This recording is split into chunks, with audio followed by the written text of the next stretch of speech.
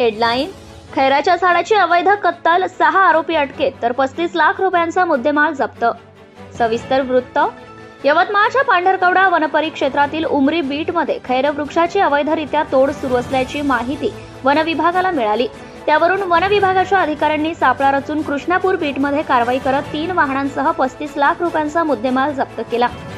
या प्रकरणी 6 आरोपींना अटक करण्यात आली. या कारवाईने लाकूड तस्करांमध्ये खळबळ उडाली आहे.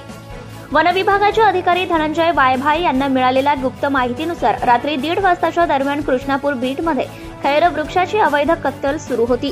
त्यावरून सापळा रचला आणि घटनास्थळी छापा टाकला. त्या ठिकाणी खैराच्या लाकडाने भरलेला ट्रक आणि इतर 2 वाहने आढळून आले.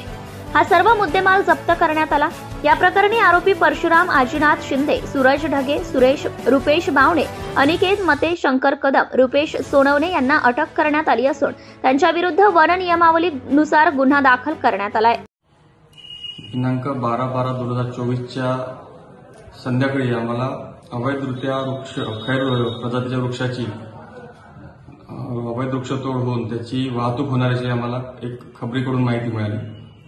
त्या अनुषंगाने आम्ही आमचे जे अधीनस्थ कर्मचारी यांचे गस्ती पथक बनून रात्र गस्त केली असता कृष्णापूर मोदा परिसरात पांढरकवडा परिक्षेत्रांतर्गत येणाऱ्या क्षेत्रात अवैधरित्या खैर वृक्ष तोडून वाहतूक करत असलेले पिकअप आयशर वाहन, ट्रॅक्टर आणि दुचाकी आढळले आणि 6 आरोपी सध्याच्या कारवाईत ताब्यात घेण्यात आली असून चौकशी सुरू आहे. Subscribe now and press the bell icon. Never miss an update.